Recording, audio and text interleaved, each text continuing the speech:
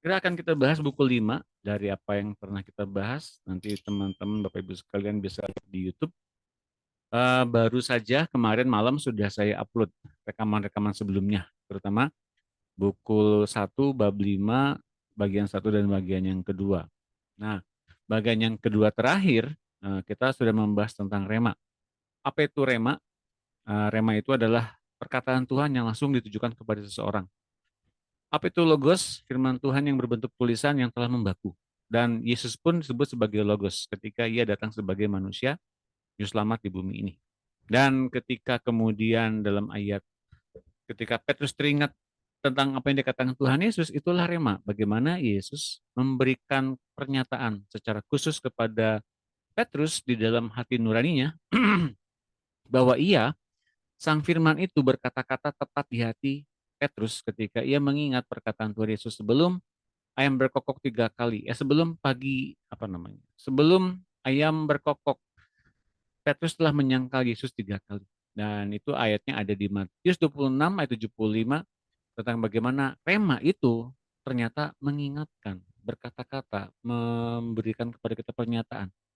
Pernyataan Tuhan Yesus yang telah berkata-kata langsung kepada kita. Entah itu Tuhan Yesus atau Allah Bapa atau Roh Kudus, sama saja ya. Rema itu ditujukan langsung kepada seseorang pada suatu saat. Tapi kalau logos, logos bersifat kita sedang menambah satu bank data untuk nantinya kelak pada saat dituntun oleh Roh Kudus kita bisa diingatkan tentang firman Tuhan yang pernah kita dapatkan sebelumnya. Nah, jadi sebisa mungkin bacalah logos dan dengarkanlah rema. Gitu ya, perbedaan dari firman ya dalam terjemahannya logos maupun rema. Baik, dan firman juga dalam sub yang keempat, firman ajalah juga dasar untuk iman. Iman itu dasarnya ya dari firman Tuhan. Mari kita lihat ayatnya dalam 1 Petrus 1 ayat 23. Silakan dibaca oleh Bu Yunike.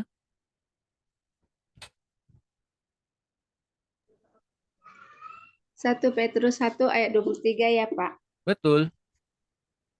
Karena kamu telah dilahirkan kembali bukan dari benih yang fana, tetapi dari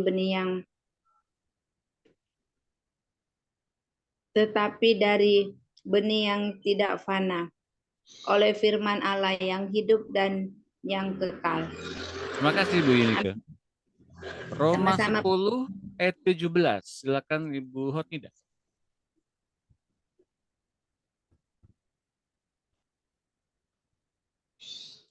Ya. Ibu Hotnida, ya, silakan. Tadi Bapak. Ya. Roma 10 ayat 17.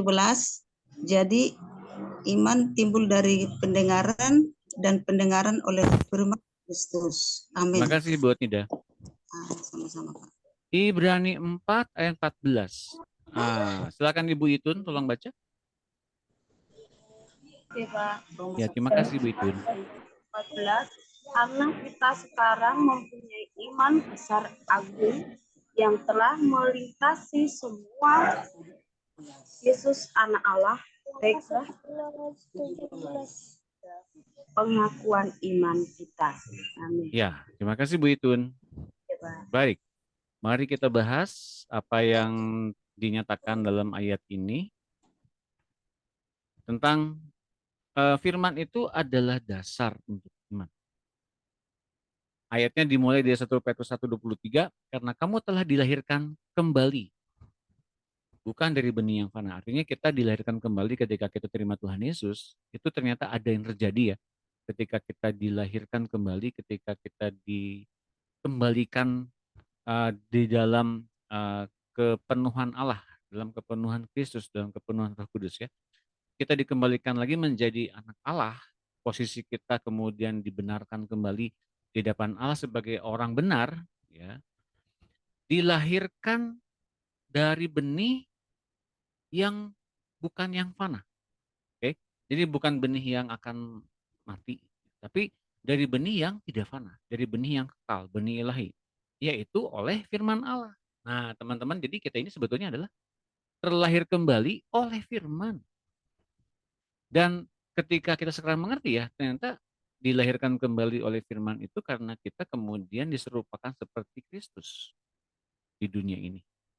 Maka yang terjadi adalah kita dibawa kembali dalam satu posisi yang tepat di hadapan Allah, yaitu kita adalah bagian dari diri Allah sendiri, yaitu anaknya, ya, yang serupa dengan apa? Keserupaan Kristus ketika ia masuk ke dalam dunia ini. Ya teman-teman, mengapa Yesus disebutkan sebagai anak manusia? Sekalipun ia adalah Tuhan, sekalipun ia adalah anak Allah. Karena ia mengambil rupa manusia. Sekalipun ia adalah Allah, sekalipun ia adalah Tuhan, sekalipun ia adalah penguasa segala sesuatu dan ia menciptakan segala sesuatu, tapi demi kita, agar kita kembali posisinya kembali di hadapan Allah sebagai sempurna, sebagai Allah, sebagai anak Allah yang sempurna, ia mau diserupakan menjadi manusia. Agar apa? Agar kita bisa ditolong oleh Dia. Nah, kenapa ia bisa menolong kita? Kan Dia Tuhan, itu bukan jawaban ya. Kenapa ia bisa sanggup menolong kita dengan sempurna? Karena di dalam Ibrani 4 ayat 14, lihat ini. Karena kita sekarang mempunyai imam besar agung yang telah melintasi semua langit. Artinya apa? Telah melintasi segala alam roh yang ada, termasuk sorga. Termasuk alam maut yang paling bawah, yang paling hina. Oke? Kenapa neraka enggak? Nah, pertanyaannya kenapa neraka enggak? Karena di tempat neraka itu tidak ada seorang pun yang bisa diselamatkan. Itu tempat yang final. Tempat yang final, bagaimana kesudahan setiap makhluk itu dibinasakan di sana. Tapi kalau alam roh, ya alam roh, setiap dari mereka yang ada di alam roh, selain di neraka, mereka semua sanggup untuk diperdamaikan oleh darah salib Kristus. Karena Yesus itu adalah imam besar agung yang telah melintasi semua alam roh yang ada. Nah pertanyaannya adalah, ketika ia melintasi semua alam roh artinya apa? Apa keuntungannya buat kita? Apa yang mesti kita tahu? Bahwa segala kemustahilan ya yang tak pernah difikirkan oleh manusia, termasuk bagaimana cara memulihkan manusia berdosa, termasuk bagaimana memulihkan manusia yang sangat jauh dari Allah, Yesus sanggup melakukannya. Asalkan kita berpegang pada pengakuan iman kita, yaitu apa? Bahwa kita dilahirkan kembali oleh firman, ya, dilahirkan kembali oleh firman, karena kita juga diserupakan seperti Kristus, kita ini bagian dari Allah langsung, yaitu anaknya. Oleh karena pribadi Kristus. Asalkan ya kita dikembalikan lagi seperti begitu, agar kita juga mempunyai satu pandangan yang jelas. Apa pandangan yang jelasnya? Iman. Segala sesuatu diperoleh lewat iman. Tapi iman diperoleh dari mana?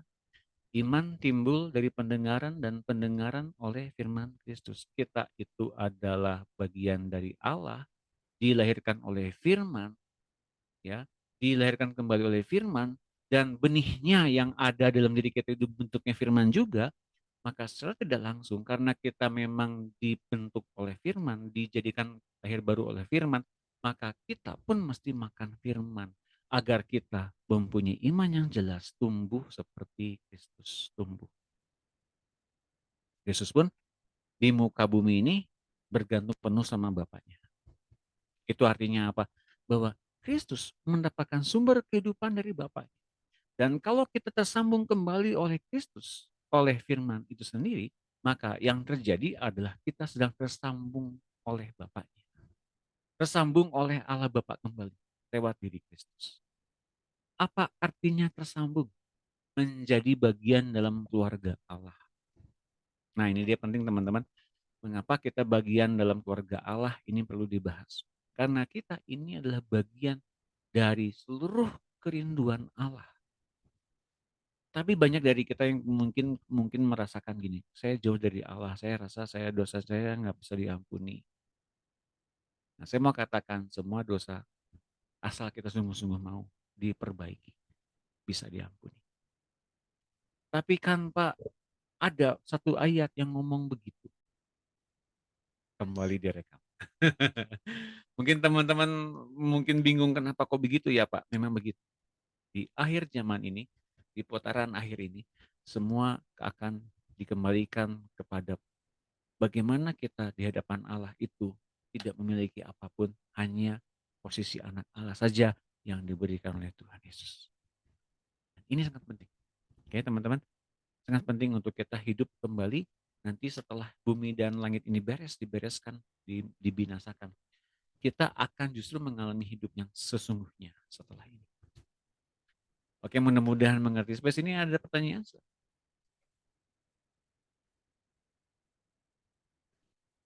Tidak ada pertanyaan?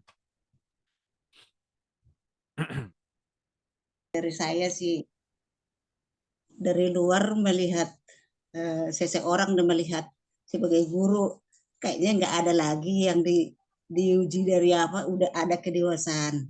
Kedewasaan Bapak itu udah sangat luar biasa. Karena apa sih namanya, pengertian dan pemahaman itu sudah, kalau saya sih melihat Bapak ya, aku bilang sempurna ya, tapi Tuhan belum tentu sempurna ya. Tapi kalau yang dikatakan Pak Doni tadi, memang semua manusia pasti ada ujiannya untuk mendewasakan. Jadi kalau saya melihat Bapak tidak ada kayaknya udah aku bilang sempurna, tapi mungkin Tuhan lebih menyempurnakan kesananya untuk lebih dewasa. Jadi yang kita yang hadir di sini juga, kita kan mau belajar ke sana. Jadi saya juga banyak kelemahannya, tapi aku bersyukur bahwa setiap ada ujian malahan jadi berkat untuk saya. Betul. Itu aja saya, iya. Malahan tambah berkat kalau ada ujian. Itu artinya aku bertambah pengetahuan, bertambah pengertian yang diberikan Tuhan. Jadi setiap ada masalah jangan mendebak orang, itu aja. Jangan memberikan alani si anu, alani si anu, kok diberikan begini ke saya. Itu kan dikidangnya penghormatan itu pingin yang kita terima, tapi kan karena kita udah belajar di sini, bukan lagi yang ditimbulkan. Jadi secara pribadi dari luar tidak ada sama sekali, tapi yang dibilang Bapak tadi masih banyak kekurangan, itu mungkin Tuhan mempores Pak Doni dan semua yang hadir di sini, nggak ada yang sempurna. Cuma Tuhan Yesus yang sempurna. Jadi kita ke depannya itu saling mengerti, jangan menyalahkan orang lain karena perkataan kita. Karena perkataan kita itu sesuai apa yang kita lakukan itu yang saya rasakan selama masuk FPG. Kalau ada sesuatu yang saya rasakan itu teguran secara pribadi yang diberikan Tuhan, bukan dari orang. Biarpun orang mengecilkan saya, tapi itu tujuannya untuk memberikan apa salah saya, apa begini. Jadi ke depannya tidak lagi tidak lagi aku mengomongin orang ya. Jangan menimbulkan menyakiti orang lagi, karena kita itu kalau bisa mengasihi sesama kita lebih dulu daripada diri kita. Itu dari dulu saya mengasihi sesamaku, lebih menenangkan hatinya sesamaku. Karena apa? Dulu juga Tuhan jangan senanginlah saya, kata Tuhan. Itu yang ditampar Tuhan. Jadi aku sekarang apa yang diberikan Tuhan untuk menenangkan Tuhan, tapi mungkin orang juga sombong banget katanya. Ya iya, biarpun sombong dilihat orang, tapi aku kan untuk merendahkan hati, untuk menenangkan hati Tuhan. Itu aja sih Pak. Kalau Bapak dari tadi ngomong kok nggak ada sama sekali. Cuman ke depannya kita tambah pengetahuan, jangan ada lagi mencaci maki orang, menyalahkan orang. Kalau itu disalahkan orang, itu iman kita tidak ada lagi. Artinya kita cuma belajar, tidak ada lagi untuk bertumbuh ke depannya, untuk selalu menyenangkan Tuhan aja, biar ada damai sejahtera. Itu yang paling utama. Ada, jangan dibilang nggak ada damai sejahtera, ada nyata. Apa kasih hati kita ke Tuhan itu aja Pak. Kalau Bapak di mata saya eh, sudah ada kedewasaan lebih ke sananya. Nggak ada yang salah, nggak ada. Pemahaman, pengertian, semua yang saya lihat dari Bapak, aku bilang sempurna. Tapi kesananya kita nanti Tuhan menyempurnakannya lagi. Terima kasih Pak.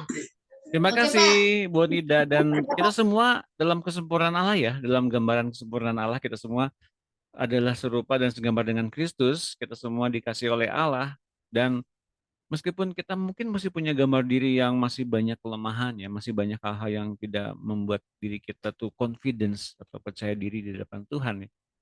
Tapi sebenarnya Tuhan menerima kita. Ya, Tuhan juga menerima setiap kelemahan-kelemahan kita. Dan dia tetap setia sama kita. Meskipun kita tuh banyak nakalnya juga ya. Banyak bandelnya juga misalnya gitu ya. Contoh, saya kan tiap Rabu sekarang ini selama bulan puasa ceritanya terpaksa mesti menonaktifkan dulu sementara karena ada berbagai macam pekerjaan yang memang di hari-hari ini memang sangat padat. Ah, saya tadinya nggak mau ngeliburin gitu, tapi demi untuk membereskan semuanya ini, yuk Rabu nih bereskan aja dia udah. Kita mungkin libur cuma 3 minggu, dan kemudian Sabtunya tetap ada.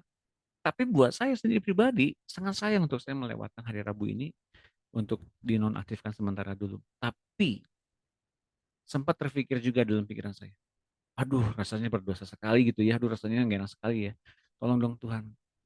Tapi Tuhan melihatnya gini, bereskan dulu, kemudian apa yang telah dirapihkan, rapihkan, apa yang telah kau kerjakan dengan baik, kerjakan untuk Tuhan. Gitu loh.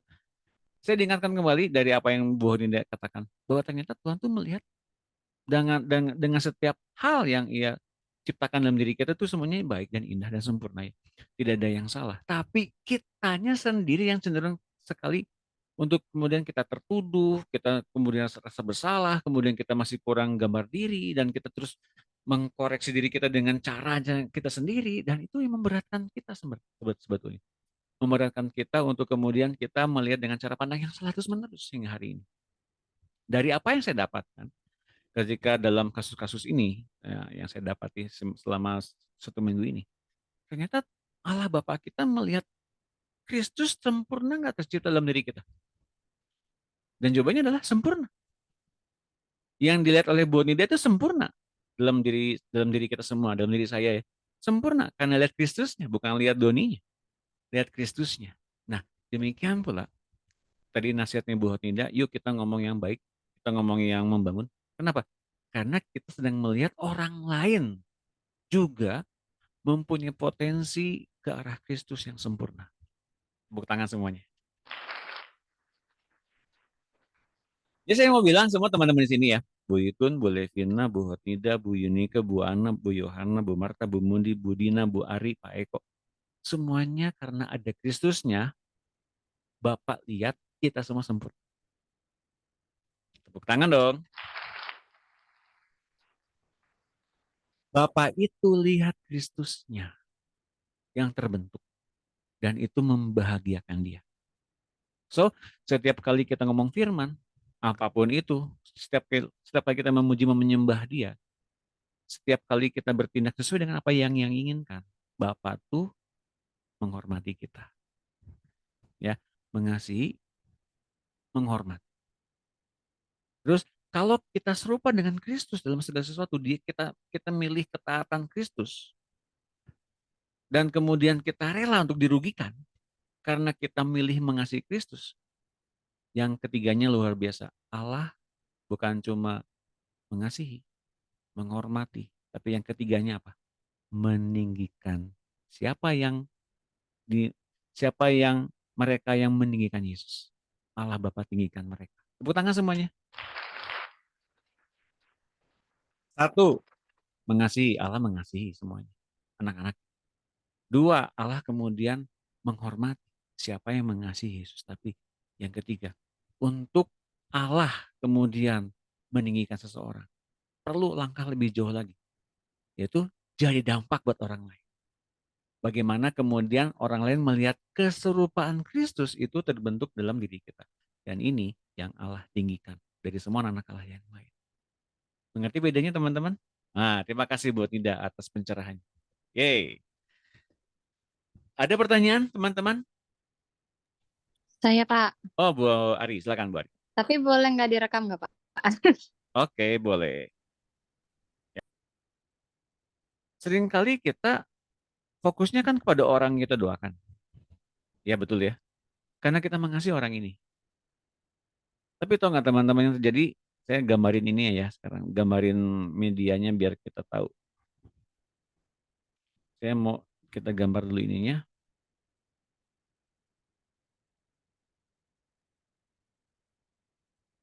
Oke, tunggu dulu papan tulisnya jadi. Oke. Mana ya? Oke. Nah, ini papan tulis nih ya teman-teman. Papan tulis. Ini kita nih. Ini kita. Ini.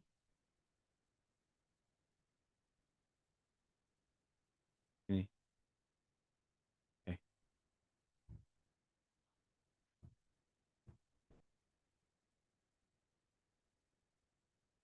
Oke, ceritanya ini kita.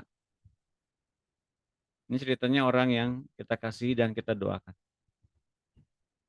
Oke. Ini kita.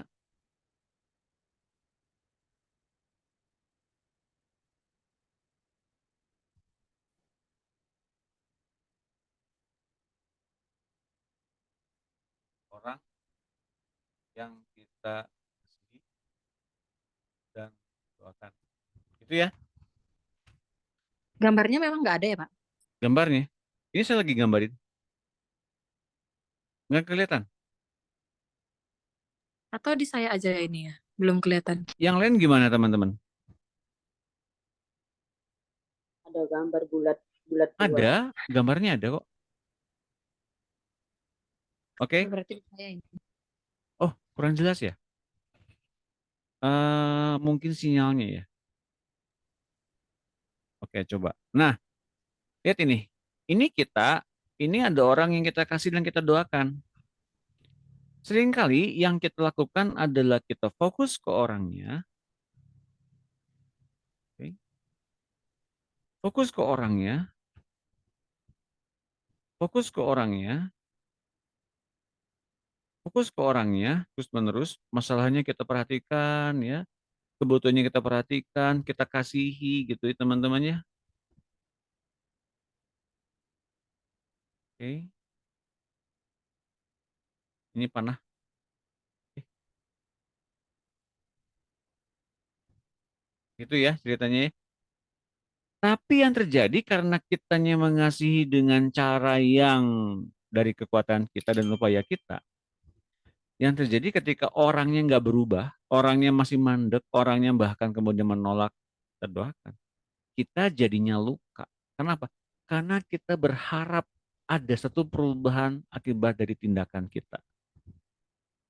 Sebetulnya yang terjadi seharusnya adalah bahwa kita bisa mengerti yang terjadi harusnya kita butuh Tuhan.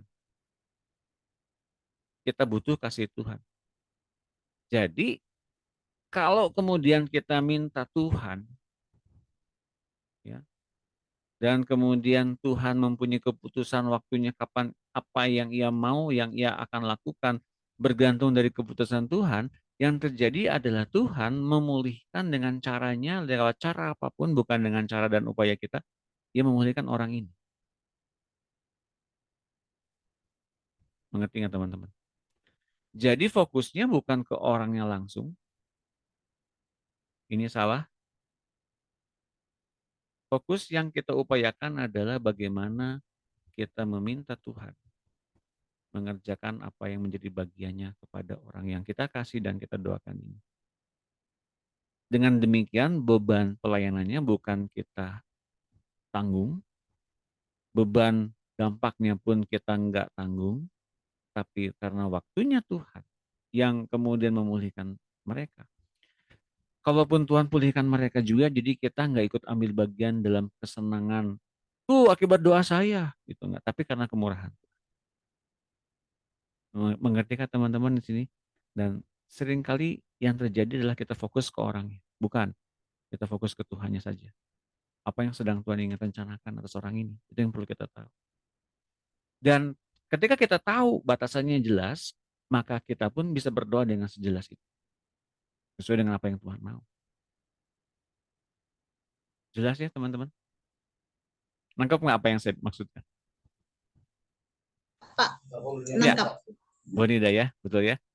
Jadi Tuhan yang mau, Tuhan yang kemudian berkenan, Tuhan yang kapan dia karena gini, Tuhan memulihkan dengan caranya dan saya tahu persis, kita tahu semua tahu persis bahwa ia bukan cuma memulihkan satu orang, tapi ia memulihkan banyak orang dalam satu kasus itu.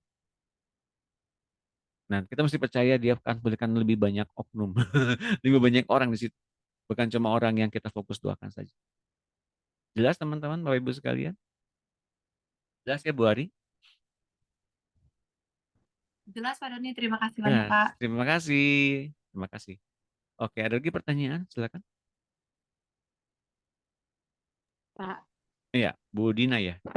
aku punya kasus yang sama seperti Bu Arya. Perlu Karena saya offin nggak recording? ya di off aja. Di off aja. Oke, saya offin ya. Oke. Ya. Aku punya Siapa yang mau praktek berperang dalam war room? Saya sudah di kamar saya ini. Saya udah lakukan itu, Pak. Wow, terima kasih atas isi hatinya. Iya. Terima kasih atas semangat dan hatinya. Iya. Sendirian di kamar. Ya, di kamar tidur cenderung mungkin orang bisa tidur ya. Kalau war room ini buat kamar kerja sebetulnya. Nah, ini kamar kerja saya di sini. Jadi ini tempat kalau teman-teman dulu sempat bengkel rohani, di sini tempatnya juga sih berdoa. Khusus untuk pelayanan doa-doa di sini. Didedikasikan. Enggak kok, enggak luas ini. Ini dulunya kamar kos ini. Saya pakai buat kamar doa. Gitu loh. Teman-teman. Jadi nggak usah yang besar-besar, nggak usah bagus juga. Yang penting buat kemuliaan Tuhan hadir di kamar yang sedang kita doakan ini. Ya, teman-teman jelas ya. Tepuk tangan semangatnya. Kita teruskan bentar ya. Dikit lagi ya. Kebenaran standar. Firman itu adalah kebenaran yang menjadi standar. Segala sesuatu dalam hidup ini berubah. Ada kelahiran dan ada kematian, ada sakit penyakit dan ada kesembuhan, ada yang menjadi kaya dan ada yang menjadi miskin dan sebagainya. Allah telah menetapkan firman-Nya sebagai patokan, tolok ukur standar yang membedakan apa yang benar dan apa yang salah, yang baik dan yang jahat. Firman itu standar, firman itu membatasi apa yang jahat dan apa yang benar. Matius 24 ayat 35, Ibu Levina bisa tolong baca, Bu?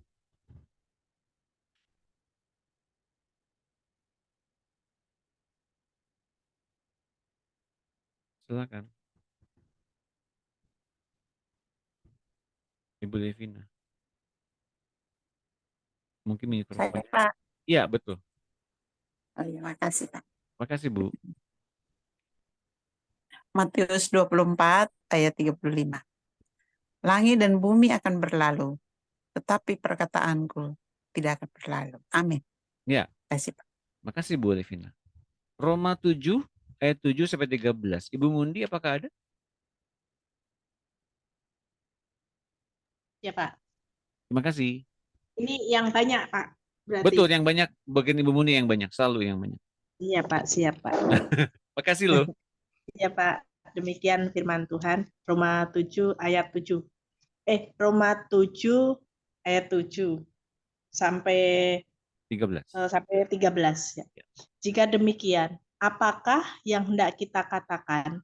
Apakah hukum Taurat itu dosa? Sekali-kali tidak. Sebaliknya, justru oleh hukum Taurat, aku telah mengenal dosa. Karena aku juga tidak tahu apa itu keinginan. Kalau hukum Taurat tidak mengatakan jangan mengingini, tetapi dalam perintah itu dosa. Mendapat kesempatan untuk membangkitkan di dalam diriku rupa-rupa keinginan-keinginan, sebab tanpa hukum Taurat dosa mati. Dahulu aku hidup tanpa hukum Taurat, akan tetapi sesudah datang perintah itu, dosa mulai hidup. Sebaliknya aku mati, dan perintah yang sesudah datang perintah itu, dosa mulai hidup. Sebaliknya aku mati. Diulang lagi, maaf. Dan Dan perintah yang perintah seharusnya. yang seharusnya membawa kepada hidup, ternyata bagiku justru membawa kepada kematian. Sebab dalam perintah itu dosa mendapat kesempatan untuk menipu aku dan oleh perintah itu ia membunuh aku. Jadi hukum Taurat adalah kudus dan perintah itu juga adalah kudus, benar dan baik. Jika demikian, adakah yang baik itu menjadi kematian bagiku? Sekali-kali tidak. Tetapi supaya nyata bahwa ia adalah dosa, maka dosa mempergunakan yang baik untuk mendatangkan kematian bagiku. Supaya oleh perintah itu dosa lebih nyata lagi keadaannya sebagai dosa. Amin. Ya. Terima kasih Bu Mundi. Sama-sama Pak. Ya, jadi kalau kita dilahirkan kembali oleh firman dan firman itu menetap dalam diri kita dan kita terus makan firman setiap hari, perkataanku tidak akan berlalu. Artinya apa? Firman yang dikatakan Tuhan itu tetap dan tidak akan hilang, tidak akan berlalu. Artinya apa?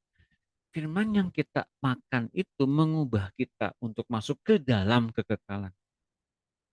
Langit dan bumi akan berlalu. Artinya apa?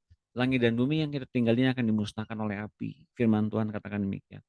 Tapi kita yang kemudian dibangun oleh firman tidak akan seperti itu. Kita akan terus masuk ke dalam kemuliaan demi kemuliaan di dalam Tuhan. Oke? Nah, dalam Roma 7 yang tadi dibaca oleh Mundi ini adalah tentang bagaimana firman itu membaku jadi logos. Kemudian firman itu membatasi apa itu dosa dan tidak berdosa, apa itu baik dan apa itu buruk. Firman yang kita kenal dalam tulisan, firman yang kita kenal dalam aturan itu disebutkan sebagai hukum Taurat. Hukum Taurat itu firman loh. Ya. Jadi hukum Taurat ini adalah firman yang perlu kita hormati. Artinya apa? Ini ada bagi orang untuk tahu apa itu dosa. Jelasnya mengerti ya? Oleh hukum Taurat kita telah mengenal dosa. Batasannya apa dosa dan nggak berdosa. Oke. Tapi kalau kita lebih jauh tentang hukum Taurat ini, jangan terjebak kepada apa yang ada dalam Taurat ini. Terjebaknya dalam arti apa? Dengan keinginan yang kita masih punya dalam semuanya itu, kita bisa meninjau kalau kita baca Alkitab. Kalau Tuhan melarang ini dan itu, yang terjadi, kenapa ya dilarang? Kenapa nggak boleh? Kenapa sih dilarang? Kenapa sih nggak boleh? Pengen tahu dong kenapa nggak boleh? Kenapa sih pengen tahu kenapa dilarang? Coba saya lakuin. Ini artinya firman Tuhannya itu memang kudus, baik dan benar, tapi kitanya ada di bawah kuasa dosa. Kitanya ada di bawah kuasa pemberontakan. Apapun sebaik apapun yang Tuhan ucapkan, tapi kitanya punya keinginan berbeda dari Tuhan, cenderung kita itu memberontak kepada Tuhan. Jelas teman-teman? Meskipun perintah itu baik dan benar, tapi membawa kita kepada dosa. Kenapa? Karena pada dasarnya kita ingin berbuat dosa. Nah, dengan cara demikian banyak orang menyimpulkan, kalau gitu Taurat tidak berlaku lagi dong. Kenapa? Karena ngomongin soal dosa. Salah. Hukum Taurat masih berlaku bagi mereka yang butuh hukum Taurat. Tapi kalau kita menjadi orang yang butuh firman, hukum Taurat itu firman yang telah membaku jadi aturan.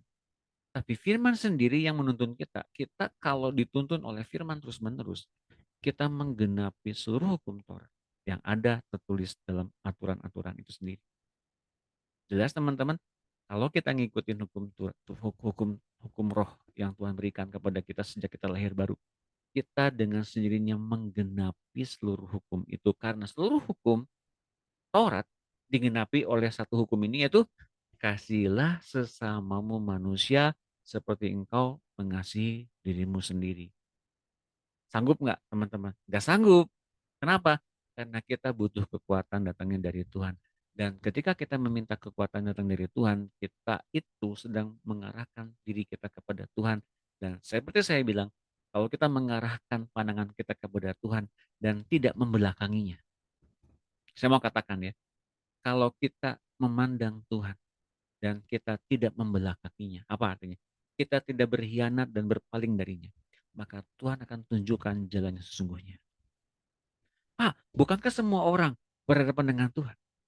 Bukankah semua orang dari semua agama dan keyakinan juga menghadapkan wajahnya pada Tuhan? Belum tentu. Tuhan siapa yang mereka sembah? Kan berbeda. Bukan. Yang saya tahu, Tuhan kita pernah datang jadi manusia. Namanya Yesus Kristus. Dan dia mengambil bagian jadi manusia agar kemudian bisa membuat kita menjadi anak Allah kembali. Untuk apa? Agar kita terhubung dengan Allah Bapa kita di sorga. Hanya Yesus yang sanggup menghubungkan kita dengan Allah. Dan kalau kemudian kita dipimpin oleh Yesus untuk berdoa pada Bapa kita di sorga, maka yang terjadi adanya aliran kehidupan itu muncul dari dalam hati kita karena kita memandang wajah Allah.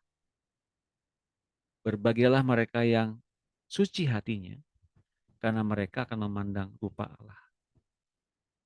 Apa sih pentingnya memandang rupa Allah? Adanya satu kerinduan yang muncul di hati kita ketika kita berhadapan dengan Dia. Kerinduan siapa? Dia, bukan kerinduan kita. Dan kalau kemudian itu terjadi, maka kita menuruti apa yang Ia mau. Yang terjadi adalah apa? Kita merasakan damai sejahtera, sukacita yang tidak terkatakan. Kenapa? Karena kita memiliki hatinya. Hatinya yang kita miliki ini yang membuat kita semakin bisa diubahkan potensinya. Itu pun kalau kita nurut. Jadi kalau hari-hari ini kita merasa kecewa, oh ini rasanya kecewa ya. Yang rasanya kita kemudian terhimpit oleh masalah, ini namanya masalah ya. Masa iya kita kemudian mendapatkan isi hati Allah, kita nggak ngerasa damai sejahtera. Oh ini rasanya damai sejahtera ya. Kok rasanya nyaman ya. Ketika kita habis menyembah Tuhan, ini rasanya sukacita. Oh ini rasanya nyaman ya. Mengapa kita nggak bisa balikan keadaan seperti itu? Kenapa? Karena manusia penuh dengan yang pada dasarnya hanya negatif. Karena terlibat di bumi ini, di dunia ini. Tapi kita yang terlibat dalam kerajaan Allah, kita terlibat pula dalam perasaan dan pikiran Allah kita. Tepuk tangan semuanya. Masa iya kita nggak bisa nikmati apa yang Ia rasakan dan Ia sedang rindukan? Dan kalau kita berhak untuk mendapatkannya, dapatkanlah. Maka kita bisa mendapatkan isi hati Allah. Saya kasih tahu teman-teman, apa yang pernah dikatakan Tuhan pada kita di kitab Injil. Aku memberikan kepadamu damai sejahtera. Dunia yang gak sanggup berikan damai sejahtera itu, aku berikan kepadamu. Apa artinya? Dia bilang sekali lagi, aku telah mengalahkan dunia. Wow, berita baiknya adalah dunia telah dikalahkan oleh Kristus. Dan kalau Kristusnya ada di hati kita sekarang, kita pun telah mengalahkan dunia bersama-sama dengan Kristus. Tepuk tangan semuanya. Apapun berat masalahnya kita hari ini, pastikan ini, bahwa kita bersama-sama dengan Kristus mengalahkan segala sesuatu itu. Pastikan kita mengikuti Kristus saja dan tidak ada yang lain. Jelas teman-teman? Ya, keren ya hari ini ya.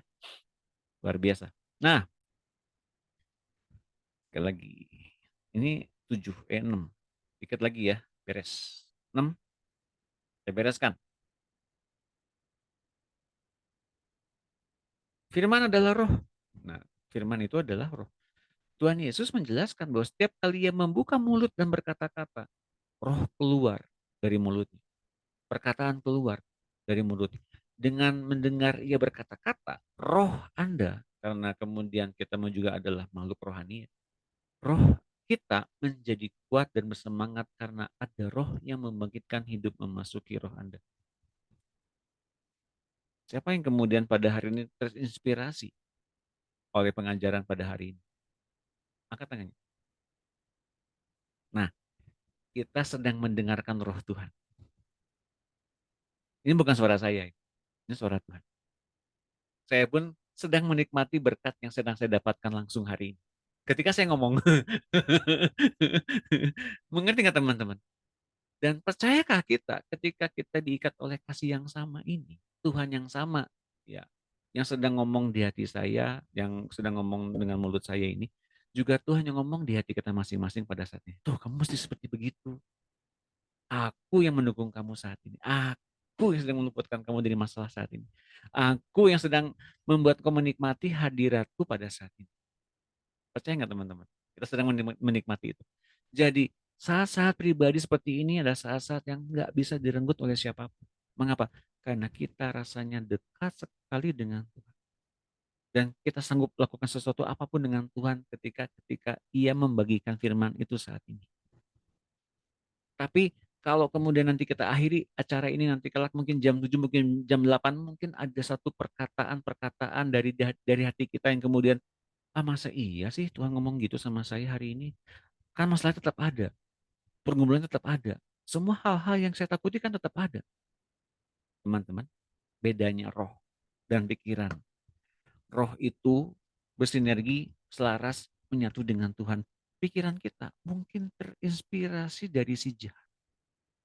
Karena sempat kita lihat di media massa, di media online penuh dengan kekhawatiran, penuh dengan kecemasan hari-hari ini. Jangan kita percayai apa yang ada di dunia ini. Tapi percayai saja apa yang dikatakan Tuhan. Apakah Tuhan kemudian meniadakan dunia? Enggak, belum. Ia pertahankan dunia ini untuk membentuk kita. Ia telah panggil kita keluar dari dunia untuk kemudian kita terpanggil untuk memanggil sebanyak orang dari dunia ini untuk menjadi pengikut Kristus. Jangan cepat-cepat tinggalin dunia ini, tapi bertahanlah sekian waktu lamanya untuk menjangkau orang-orang di dunia ini agar mereka mengenal Kristus. Lewat siapa? Lewat orang yang telah dijamah oleh Kristus pada sore hari ini. Dan itu adalah kita semua. Tepuk tangan lagi semuanya. Jadi jangan jadi seorang yang petapa di dunia sana, di puncak gunung sana agar tidak bersentuhan dengan dunia. Enggak usah kemudian kita mengurung diri di kamar untuk kita tetap kudus, bukan seperti itu. Tapi datanglah ke dunia bersama-sama dengan Tuhan dan beritakan Injil tentang kasih Tuhan dan penyertaan Tuhan yang ajaib itu yang telah ada dalam diri kita.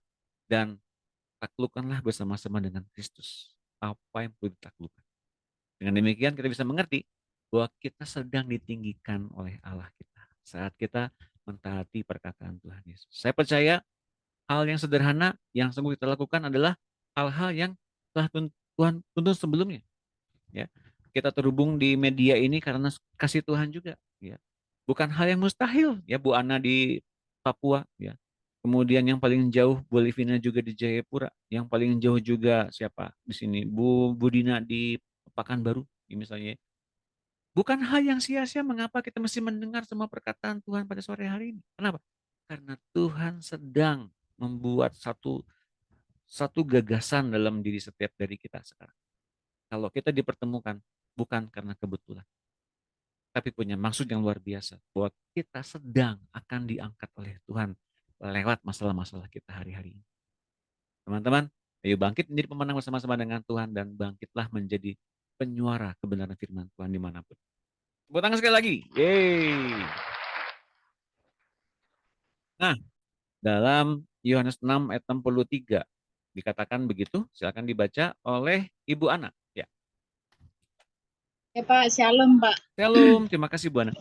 Ya, minta maaf ya, ini tidak bawa kacamata tadi ya. Gak apa-apa Bu, silakan Bu. Yohanes Ya. 6, Yohanes 6, sabar Pak ya, saya balik ya. Iya. Tidak bawa kacamata, saya lupa Pak.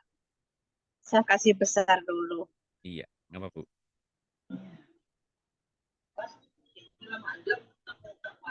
Ayo.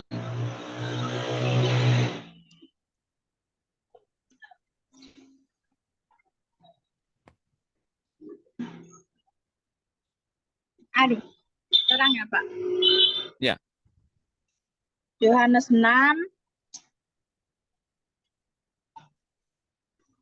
Aduh, saya tidak bawa kacamata, tidak kelihatan. Atau cari yang lain dulu, kasihan. Yang lain dulu aja ya. Pak, ya. Boleh. Terima kasih Bu Ana. Saya tidak bawa kacamata, minta maaf Pak. Gak apa-apa Bu, terima kasih. Terima kasih Bu. Ibu Dina bisa bacakah? Bisa Pak. Terima kasih. Yohanes 6 ayat 63. Rohlah yang memberi hidup, daging sama sekali tidak berguna. Perkataan-perkataan yang kukatakan kepadamu adalah roh dan hidup. Terima kasih Bu Dina. Perkataan Tuhan yang diucapkan langsung kepada kita itu adalah perkataan yang hidup, alias perkataan yang menyambung nyawa kita dengan firman-Nya. Alias menyambung roh kita dengan roh-Nya.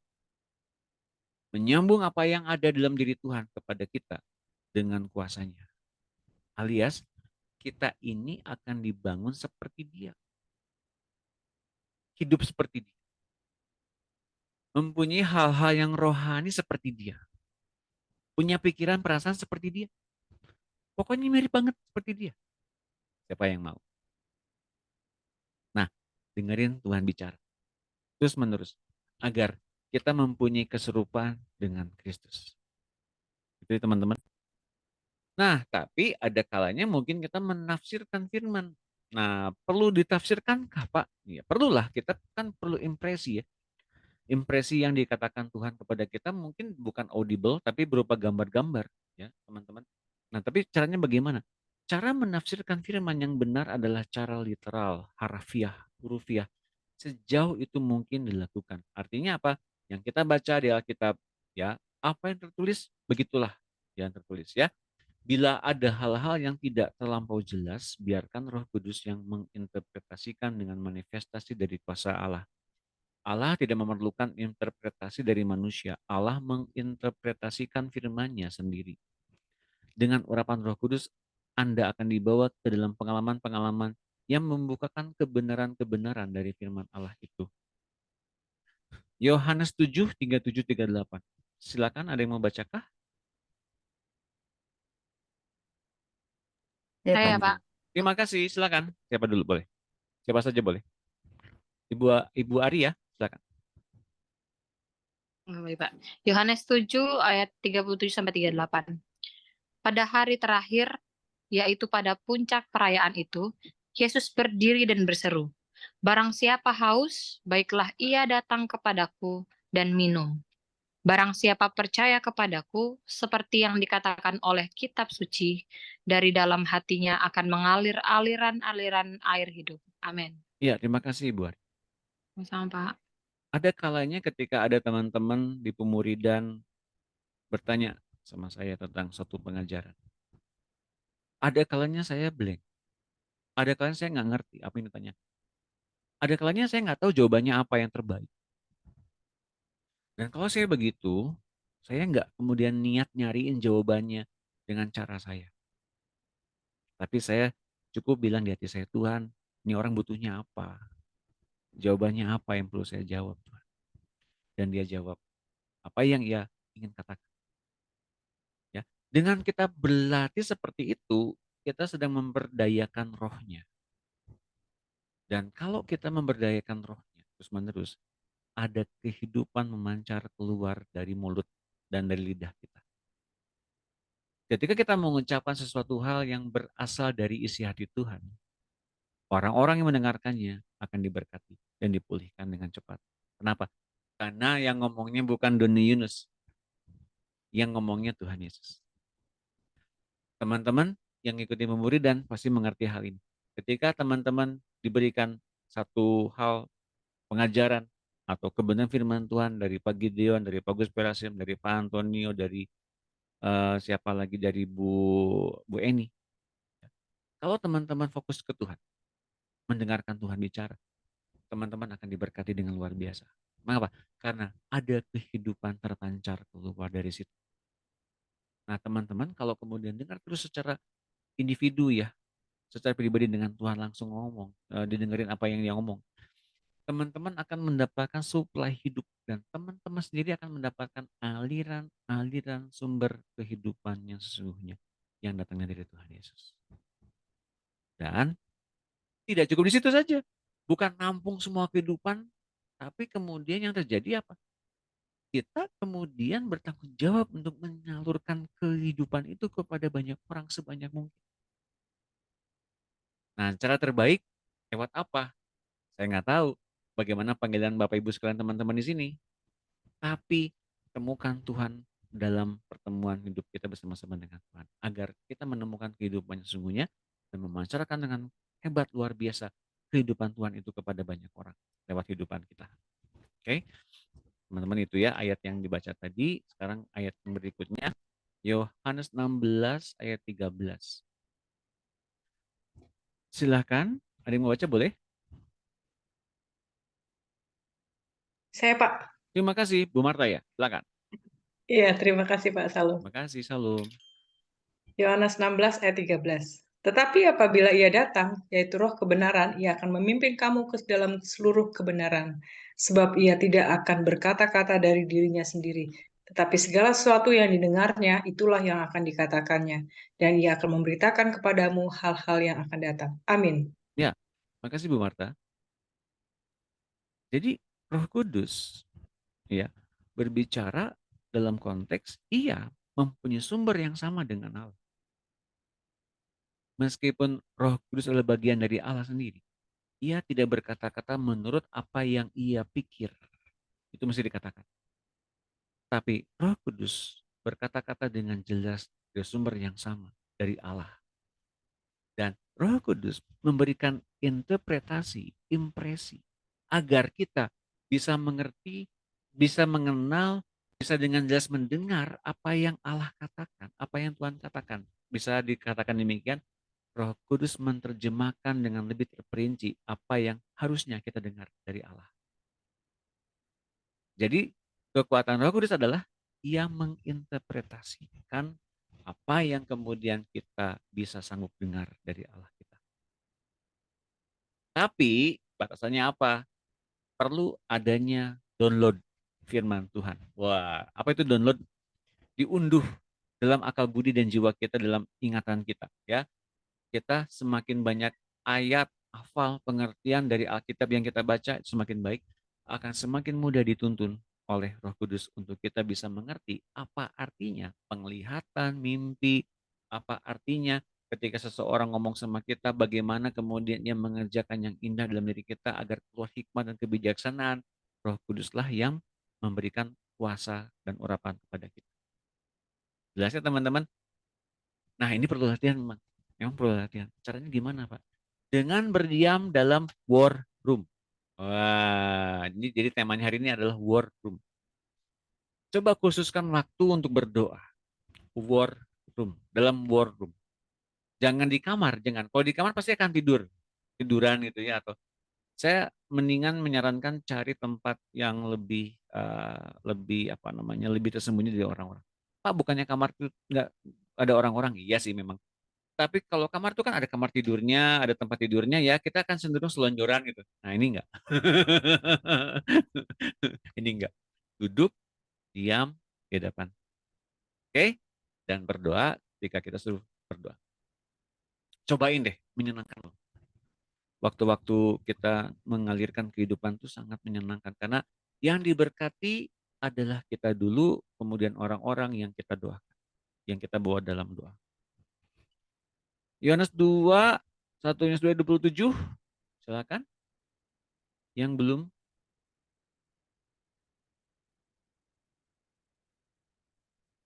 Ibu Yohana apakah Saya ada? ya Pak. Siapa ini? Saya. Oh, nggak ngelihat. Ibu Yohana sudah. Oh, Ibu Ana. Ibu Ana kacamatanya udah ada kacamatanya? Iya. Oh iya, silakan. Iya. Ya. Ya ini 1 Yohanes 2 ayat 27. Sebab di dalam diri kamu tetap ada pengurapan yang telah kamu terima daripadanya. Karena itu tidak perlu kamu diajar oleh orang lain, tetapi sebagaimana pengurapannya mengajarkan kamu tentang segala sesuatu dan perannya itu benar, tidak dusta, dan sebagai ia dahulu telah mengajarkan kamu demikian, hendaknya kamu tetap tinggal di dalam Dia. Terima kasih Bu Ana. Terima kasih Pak. Terima kasih, sehat selalu ya. Ya, kita tuh ada pengurapan yang kita terima dari Allah. Ya, maka kita nggak perlu diajar oleh orang lain. Itu firmannya demikian ya. Ayatnya demikian ngomongin. Pak, jadi kita mesti diajar orang lain dong? Iya. Tapi kan pemuridan Pak, diajar sama orang lain. Bukan, maksudnya gini teman-teman ya. Kita tuh ketika kita lahir baru, kita tuh dilahirkan baru oleh firman. Ada pengurapan tertentu untuk kita bisa mengenal siapa Allah kita. Bagaimana kita ngobrol bareng dengan Allah kita, dengan Tuhan kita ya, dengan Roh Kudus juga. Bagaimana kita kemudian mengerti apa yang Ia bicarakan. Oke, nah itu urapan. Tapi kan ada awalnya bagaimana kita bisa belajar itu semua. Bagaimana mempergunakan urapan itu, bagaimana mempergunakan karunia Roh itu untuk kita bisa mengenal, oh ini suara Tuhan, ini tuntunan Roh Kudus, ini kuasa Allah. Nah, ada yang ngajarin. Yang ngajarinnya itu bukan berarti orang yang kemudian lebih dari orang ini, bukan. Tapi orang-orang yang sama belajar mematuhi Tuhan. Artinya apa? Bahwa kelak nanti kalau kita udah dipimpin oleh Roh Tuhan, bukan berarti kita menjadi orang yang kemudian bisa berjalan sendiri tanpa siapapun, bukan. Tapi kita bisa dilindungi oleh perkumpulan, oleh satu ministry yang dengan jelas semuanya itu memang Tuhan atur demikian rupa agar adanya saling penundukan diri satu dengan yang lain. Saling menghormati yang satu dengan yang lain. Saling mengasihi yang satu dengan yang lain. Nah, teman-teman di sini, yuk belajar. Kita saling menundukin diri satu dengan yang lain. Saya tidak lebih tinggi dibanding teman-teman yang lain, enggak, sama-sama belajar. Kita pun saling mengasihi satu dengan yang lain. Kita tidak boleh pandang bulu, ya, pandang muka, atau menyepelekan siapapun. Kita juga saling menghormati. Semua orang di mata Tuhan sama posisinya sebagai anak Allah. Tidak ada yang lebih tinggi atau lebih rendah dari itu. Semua sama adalah sama-sama anak Allah. Tepuk tangan semuanya. Jangan berarti saya lebih lama gitu ya, lebih lama di pemuridan jadi pengajar, lebih senior. Enggak juga. Sama lah, sama-sama anak Allah ya, sama-sama murid Kristus. Kita semua sama-sama murid Kristus. Saya tidak lebih pintar dari siapapun, tidak lebih bijaksana dari siapapun. Tapi kita sama-sama bertumbuh ke arah Kristus dengan sempurna oleh kasih Allah. Gitu teman-teman. Oke. Lanjutkan. Habiskan dulu. Wahyu 22:18, aku bersaksi kepada setiap orang yang mendengar perkataan-perkataan nubuat dari kitab ini. Jika seorang menambahkan sesuatu pada perkataan-perkataan ini diambil dari kitab Wahyu dan kemudian diterjemahkan seperti begini agar kita nggak boleh nambah-nambahin pengertian yang terkandung dalam Alkitab. Maka Allah akan menambahkan kepadanya malapetaka-malapetaka yang tertulis dalam Alkitab ini, dalam kitab ini. Jadi kita nggak boleh menginterpretasikan, menambahkan atau menambahkan arti tertentu dalam satu pernyataan dalam Alkitab. Enggak. Karena sebetulnya ini kan ada bukunya, katakanlah tafsiran gitu ya. Tafsiran pun sama sebetulnya bagaimana kita bisa mengerti firman Tuhan, tapi dibalikin lagi kepada kita dengan Tuhan. Apa yang menjadi panggilanmu, panggilan kita semua. Di hadapan Tuhan, panggilan kita unik. Tuhan manggil kita semua dalam satu persekutuan, namun tugas dari Tuhan kepada Bu Hotnida, kepada Bu Ana, kepada Bu Mundi, Bu Martamida, Bu Yohana, Bu Levina, Ibu Ari, Pak Eko, Bu Dina, Bu Inike, semuanya unik, nggak bisa disamain. Pertumbuhannya, tantangannya pun unik, nggak bisa disamain. Tapi tumbuhnya sama ke arah Kristus. Oleh karena itu, setiap pergumulan tiap orang, kita harus mengerti, oh mereka sedang akan menemukan Kristus. Jadi tidak ada pergumulan yang kemudian kita sepelekan, atau kemudian saya udah tahu jawabannya tuh, mending kamu gini-gini. Nggak bisa juga. Kita sama-sama sedang membutuhkan Kristus. Maka saya menghormati kemudian ada orang-orang yang teman-teman sekalian yang menceritakan tentang pergumulannya dan kita sama-sama berdoa. Namun teman-teman mesti mengerti ini, itu bukan kelemahan mereka. Itu bukan satu hal yang perlu, oh dia masalahnya begitu kok enteng banget, masa diminta doa? Nggak kayak gitu. Setiap orang yang punya masalah masing-masing adalah masalahnya berat bagi mereka sendiri. Masalahnya adalah satu hal yang perlu didoakan bagi mereka sendiri. Dan mereka sedang berupaya di situ. Jadi jangan kemudian kita anggap masalah yang orang lain alami itu masalah yang ringan. Enggak, semuanya sama-sama berat. Tepuk tangan semuanya. Dalam arti begini, kita menghormati orang yang sedang mengalami Tuhan dalam kehidupannya dengan pergumulan mereka. Terima dan kemudian hormati, kasihi mereka. Teman-teman ya, karena sekali lagi kita semua sedang sama-sama mengenal Tuhan dan belajar untuk mendapatkan firman Tuhan di hati kita masing-masing. Oke? Kayaknya ini sub terakhir. Akan habiskan dulu. Ya, 2 sub terakhir.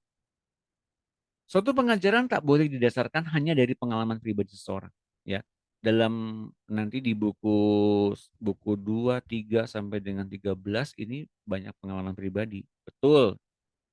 Tapi kecuali hal itu diteguhkan oleh Roh Kudus dengan 2 atau 3 saksi, yaitu firman Tuhan. Ya, jadi kalau firman Tuhannya ada untuk meneguhkan pengajaran-pengajaran, why not? Oke, ya. Contoh. Nah, beruntung ya kita semua hadir online. Jadi yang tidak online rekaman mereka nggak bakal ngerti dan mereka ngomongin apa sih tiba-tiba gini-gini. Mereka banyak yang kepotong-potong. Tapi kita yang ikut apa namanya langsung tahu ya secara jelas ini kita lagi ngomongin apa. Matius 18 ayat 16. Ibu Yunika tolong baca boleh? Ya Pak Doni. Terima kasih. Matius 18 ayat 16. Jika ia tidak mendengarkan engkau, bawalah seorang atau 2 orang lagi, supaya atas keterangan 2 atau 3 orang saksi perkara itu tidak disangsikan. Terima kasih Bu Yunika. Amin. Iya Pak Doni. Ya. Makasih Pak. Ya, teman-teman di sini kita lihat bahwa 2 atau 3 saksi ini menjadi landasan bahwa satu kesaksian sah, satu kejadian sah, satu cerita, satu perbuatan, satu kesaksian, satu kebenaran yang diceritakan oleh hamba Tuhan manapun. Kalau ini tanpa ada 2-3 ayat atau 2-3 saksi, berarti nggak sah, ya. Jadi mesti ada pengajarannya yang diperkuat oleh minimal 2 ayat yang bisa membangun satu pengajaran jadi kebenaran. Nah, ini ayatnya di sini di Matius 18 ayat 16, 2 Korintus 13 ayat 1, 1 Timotius 5 19 dan Ibrani 10 ayat 28. Ini sebetulnya ngomongin soal saksi yang adalah yang memperkuat satu pernyataan jadi bentuk kebenaran. Ini yang menjadi landasannya bahwa kalau ada pengajaran yang dinyatakan dalam konteks manapun, ya, mesti ada 2 atau 3 ayat yang mendukungnya. Baru itu benar. Oke, lanjutkan. Penutup. Yang ke-9, kuasa Allah. Roma 1 ayat 16. Kembali ke Ibu Levina. Ya Pak, makasih. Terima kasih. Roma 1 ayat 16. Sebab aku mempunyai keyakinan yang kokoh dalam Injil. Karena Injil adalah kekuatan Allah yang menyelamatkan setiap orang yang percaya. Pertama-tama orang Yahudi, tetapi juga orang Yunani. Terima kasih Bu Levina. 1 Korintus 1, 18. Silakan. 1 orang lagi, mau baca. Saya Pak. Terima kasih, Bu Mundi. 1 Korintus 1 ayat 18. Sebab pemberitaan tentang salib memang adalah kebodohan bagi mereka yang akan binasa. Tetapi bagi kita yang diselamatkan, pemberitaan itu adalah kekuatan Allah. Amin. Ya, terima kasih Bu Mundi. Sama-sama. Kekuatan Allah. Allah itu punya kuasa ya, punya power, punya kekuatan. Ia menyatakannya lewat apa selain dirinya sendiri. Allah itu mungkin nggak bisa dilihat oleh siapapun. Oke? Allah tapi bisa dikenal. Allah juga ingin menyatakan dirinya lewat apa? Kuasanya, kekuatannya. Dan yang menjadi kekuatannya adalah apa? Injil. Apa itu Injil? Perdamaian. Ya, berita baik dari Allah. Kepada siapa? Ya, di sini dikatakan yang menyelamatkan setiap orang yang percaya pada Allah. Pertama orang Yahudi, orang-orang yang menerima Taurat, lalu kemudian orang-orang yang menerima Injil. Tapi Injil juga diberitakan kepada apa? Kepada siapa? Kepada orang Yunani. Ya. Mengapa kepada orang Yunani? Di masa itu orang-orang memakai bahasa Yunani sebagai bahasa resmi. Dikatakan kepada Yahudi, orang-orang Yahudi dan kepada orang-orang Yunani. Namun orang Yunani ini adalah gambaran bagaimana orang dunia sebetulnya. Orang dunia yang di luar orang yang mengenal Tuhan lewat bangsa Yahudi. Nah, artinya apa kalau kita orang Indonesia? Orang Indonesia itu adalah bagian sekumpulan orang-orang dunia. Kita semua telah menerima Injil dan telah menerima pendamaian dan telah menerima kuasa Allah. Kuasa Allah yang semakin besar yang kita kenal lewat rema, lewat tuntunan Roh Kudus, adalah kuasa Allah yang nuntun kita kepada jiwa-jiwa. Bukan untuk kepentingan sendiri, tapi kepada jiwa-jiwa. Ingat jiwa-jiwa. Ingat kekuatan Allah itu memperdamaikan. Dan kalau kita sedang menerima Injil, ingat berarti kita sedang mendapatkan misi dari Allah untuk memperdamaikan. Siapa yang kita doakan? Siapa yang hendak kita temui untuk mereka diperdamaikan dengan Allah? Inilah pentingnya bagaimana Injil itu kita harus dapatkan untuk kita diperdamaikan dan memperdamaikan banyak orang kepada Allah kita. Oke. Ayat terakhir tadi yang dibaca oleh Bu Mundi, setiap pemberitaan tentang salib memang adalah kebodohan. Siapa yang ngomong nih? Bagi mereka yang akan binasa. Karena mereka menentang salib bukan karena mereka mengetahui, ya, karena mereka tidak mengetahui tentang kuasa salib itu sendiri yang memperdamaikan banyak orang kepada Allah. Karena sebetulnya orang-orang yang menentang seperti itu adalah orang-orang yang sedang berupaya sebaik mungkin beribadah menurut keyakinan dan kekuatan agamanya masing-masing. Tapi cara Allah, kekuatan Allah, kuasa Allah lewat salib adalah cara Allah yang sangat luar biasa. Ia menyediakan jalan. Bagi siapapun yang mau, silahkan. Tapi kalaupun nggak mau, ya sudah. Ya teman-teman, salib itu adalah tempat yang hina. Tempat orang terkutuk. Tempat orang memandang rendah. Tapi mengapa Allah tinggikan salib Kristus? Karena disitulah letak kematian kita, sekaligus awal kebangkitan kita. Kalau kita memahami kebangkitan kita diawali dari kematian, artinya kebangkitan kita diawali dari kematian kita akan pikiran-pikiran lama kita, akan daging kita, akan nafsu kita, akan keinginan kita. Maka kita akan hidup memancar terus seperti Kristus sampai hidup yang kekal. Salib itu tempat kematian dan sekaligus sumber kehidupan. Tapi bagi banyak orang itu tempat yang hina. Tapi bagi Tuhan itu tempat peninggian Kristus. Tepuk tangan semuanya. Jadi harap ingat ini. Ketika kita sedang hidup di muka bumi ini, ingat salib itu. Bahwa Yesus memperdamaikan kita kepada Allah agar kita hidup dengan kepentingan Allah saja di dunia ini. Maka kita dibebaskan dari apa yang perlu kita tanggung di dunia ini agar kita beroleh kehidupan selama-lamanya bersama-sama dengan Kristus. Kalau kita bisa mengerti ini, kita dibebaskan dari setiap pukulan-pukulan masalah yang ada di dunia ini. Setiap jebakan-jebakan si jahat di dunia ini. Kita akan selalu dapatkan hikmah dan kebijaksanaan untuk tidak larut dalam dunia ini, tapi hidup dalam kepentingan Allah saja. Jelas ya teman-teman? Itu salib, tempat yang terkutuk, tempat yang sekaligus terhormat bagi kita, anak-anak Allah. Tapi bagi kita yang diselamatkan lewat pemberitaan salib itu adalah kekuatan. Injil dan salib itu adalah kuasa Allah yang terbesar. Teman-teman, itu kerinduan Dia. Lewat salib kita kemudian menyatu dengan Kristus. Dan lewat Kristus kita bisa mendapatkan kesempurnaan di mata Allah. Oke, sampai di sini di bab yang kelima. Apakah ada pertanyaan? Saya kok rasanya plong ya. Terutama tadi 10 menit terakhir tadi itu rasanya saya feeling better gitu. Ada yang terlepas. Entah itu apa, tapi rasanya damai sejahtera sekali loh. Jadi saya ngeliat tulisan apapun, saya memandang monitor dan memandang teman-teman di sini langsung di matanya teman-teman, dan saya tahu teman-teman lagi dapat lawatan Tuhan. Tepuk tangan semuanya.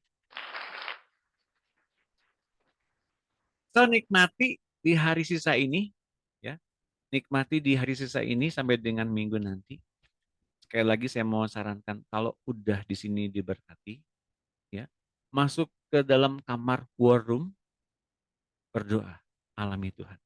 Saya jamin, habis acara ini beres dan teman-teman meneruskan kembali dalam kasih Tuhan, Pak Tuhan pasti akan lebih banyak cerita lagi dari sekedar sejam setengah yang tadi saya ceritakan.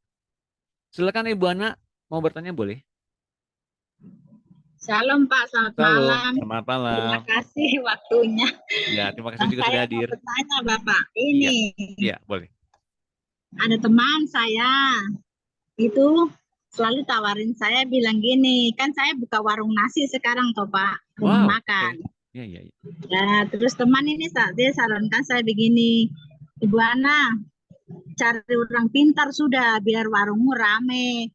Langsung saya marah, saya bilang dia saya tidak mau, saya tuh mengandalkan Tuhan. Warungmu kalau mengandalkan Tuhan tidak rame dalam gitu. Tapi saya selalu berdoa dan berpuasa Pak.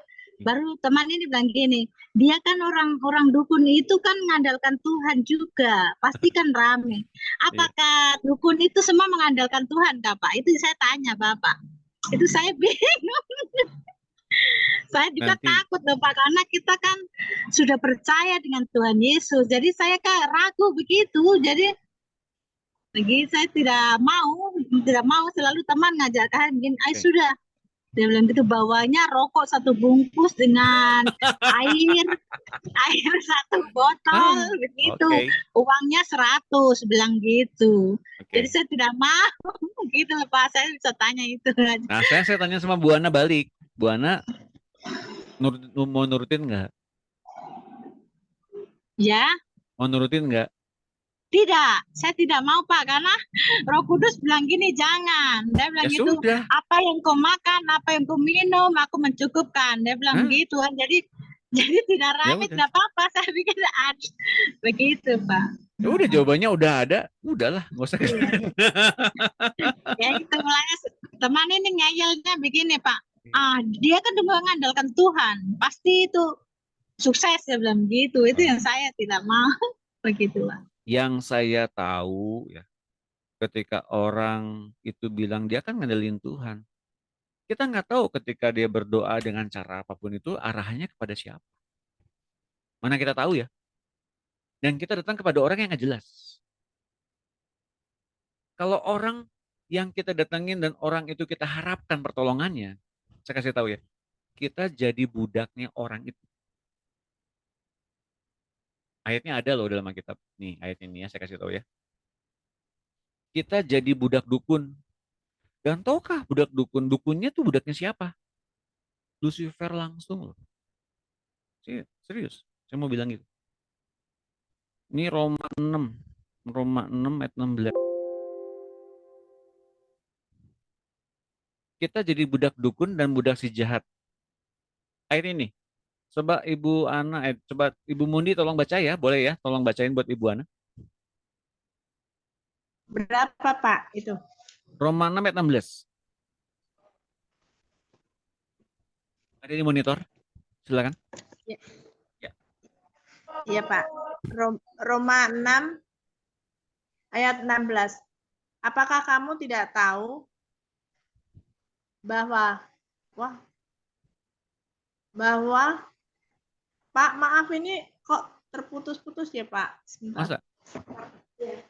Oke. Coba saya bacakan ya. Apakah kamu tidak tahu bahwa apabila kamu menyerahkan dirimu kepada seseorang sebagai hamba untuk mentaatinya, kamu adalah hamba orang itu yang harus kamu taati baik dalam dosa yang memimpin kamu kepada kematian maupun dalam ketaatan yang memimpin kamu kepada kebenaran. Kalau kita disuruh bawa rokok, bawa duit, kemudian kita suruh nyembur-nyembur air, dan kita nurut, kita jadi hamba atas orang yang menyuruh kita itu. Alias kita jadi hambanya si dukun. Kalau si dukun menyerahkan diri sama iblis, berarti kita ini secara nggak langsung adalah hambanya iblis. Mengerti nggak, teman-teman? Itu ayatnya.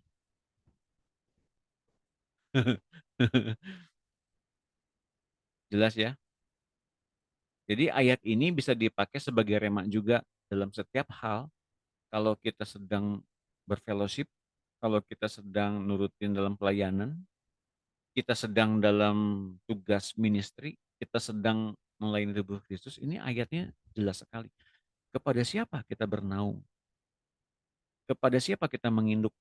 Kepada siapa kita kemudian menganggap dia sebagai Tuhan? Nah, itu teman-teman ya, Bapak Ibu sekalian. Puji Tuhan kalau Ibu Ana udah tahu duluan. Meskipun orang itu bilangnya dukunnya itu mengandalkan Tuhan, saya pikir kalau dia mengandalkan Tuhan, kenapa jadi dukun? Dan kenapa dia pakai syarat-syarat segala, pakai rokok segala? Apakah Tuhan menyukai rokok? Kan tidak. Iya kan? Nggak logis loh itu. Oke, apalagi kalau tuannya sediain kopi hitam.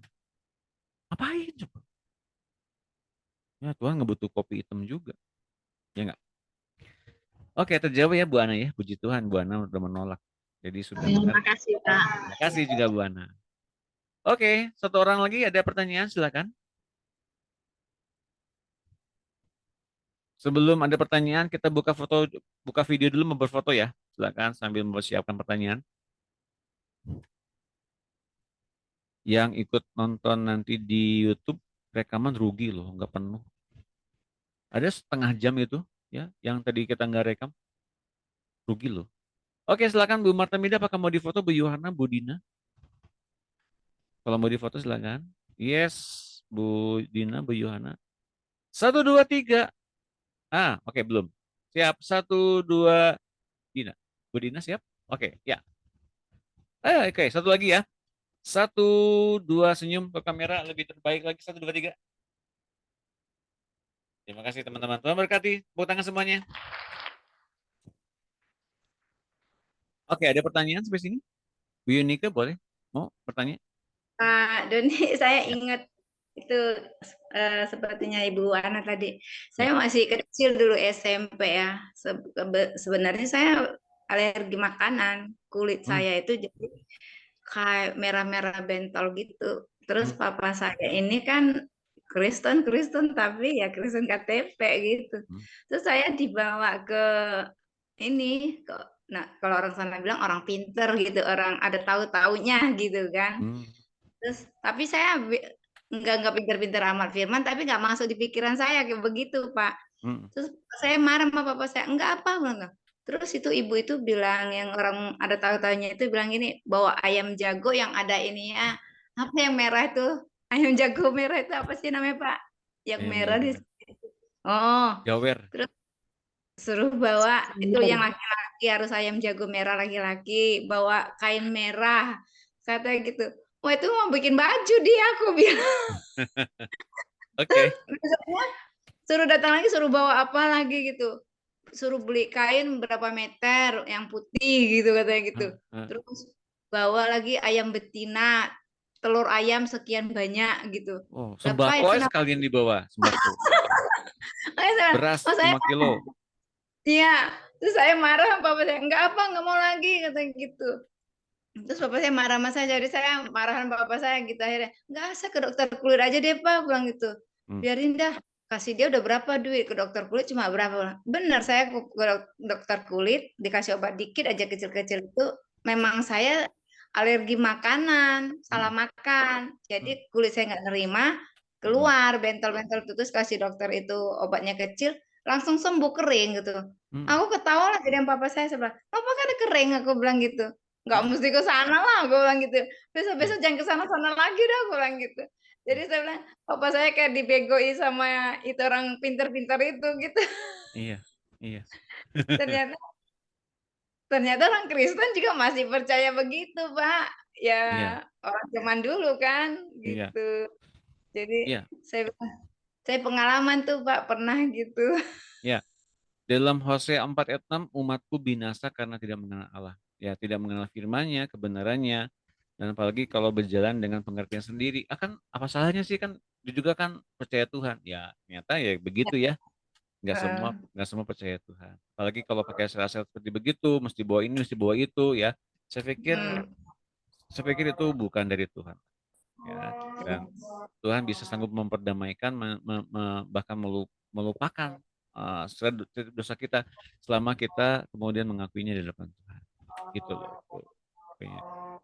Iya, Pak. Gitu ya. Makasih Pak Doni. Terima kasih Bu Yunike, sehat selalu ya. Ya, amin. Oke, ada lagi satu orang? Boleh kalau masih ada. Oke, tampaknya sudah nanti semua. Boleh nanti teman-teman nanti kunjungin lagi bagian 1, bagian 2 firman Allah ini, dan kalau didengarkan bagian ketiga ini pasti nyambung sekali karena ini menyambung dari apa yang kita bahas di pertemuan yang sebelumnya. Baik, saya akan tutup acara pada malam hari ini, dan jangan lupa sementara ini sampai dengan bulan puasa hari Rabu dinonaktifkan dulu sampai dengan nanti tanggal 13 April ya. Itu nanti akan kembali aktif di hari Rabu seperti biasa. Baik, kita akan tutup malam-malam hari. Terima kasih Bapak Surgawi, Engkau memperdamaikan kami dengan Engkau tanpa melihat pelanggaran kami di masa lampau. Karena kami telah menerima Kristus, kami telah menerima pengampunan-Mu, maka Bapak silakan Kau kuduskan kami dalam kebenaran apa yang telah kami terima daripada-Mu sepanjang pertemuan ini. Kami diterima, kami diampuni, kami dikasihi, kami dicintai, dan ketika kami melaksanakan ketaatan Kristus dan kami menjunjung tinggi Kristus, bahkan Engkau memberikan pada kami peninggian, kemuliaan, kehormatan untuk kami menjadi duta-duta kerajaan Allah di dunia ini. Maka Bapa, silakan Engkau lawat kami dalam pertemuan pribadi kami dengan Engkau setelah ini, dalam kondisi apapun, dalam situasi apapun yang sedang kami alami, kami lebih banyak dan lebih intim, lebih dalam mengalami Engkau. Maka Bapak silahkan Kau lawat kami, Engkau lawat Ibu Hotnida, Engkau lawat Ibu Levina, Ibu Ana, Bu Martamida, Bu Yohana, Bu Mundi, Bu Yunike, Bu Ari, Pak Eko, Bu Dina, dan seluruh teman-teman yang mengikuti acara ini lewat rekaman di YouTube. Bapak, Engkau lawat kami dalam setiap kami terbuka di depan Engkau. Kami setiap kali memuji Engkau. Kami setiap kali berjalan, bekerja, beraktivitas, bahkan ketika kami melayani tubuh Kristus, kami dalam kondisi apapun 24 jam, dalam 1 hari, 7 hari, seminggu, 366 hari dalam setahun, kami dilawat sepenuhnya oleh Engkau. Hati kami diubahkan, watak kami diubahkan, tabiat kami diubahkan, karakter kami diubahkan ke arah Kristus. Terima kasih Bapak, dengan setiap pemulihan, kekudusan yang Kau nyatakan sepanjang pertemuan ini, membuat kami semakin mengerti dan semakin memahami bahwa Engkau adalah Allah yang senantiasa bertanggung jawab dalam pertumbuhan kami. Roh Kudus, silakan Kau materaikan apa yang dinyatakan oleh Bapa dan Tuhan Yesus di dalam akal budi jiwa kami hingga jadi satu penguatan yang jelas. Rema yang dituntun oleh Engkau senantiasa hingga kami mudah mengerti tuntunan-Mu.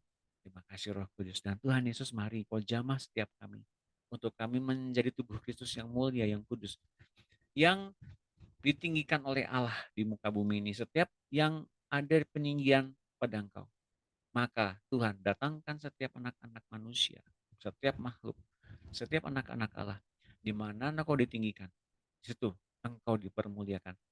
Di situ domba-dombamu mendapatkan makanan yang kenyang dan minuman yang terbaik dari Engkau sendiri.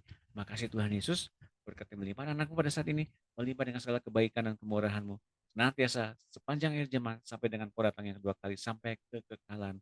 Dalam nama Tuhan Yesus kami syukur, haleluya, amin. Terima kasih teman-teman, tepuk tangan semuanya. Tuhan berkati. Terima kasih Pak Doni.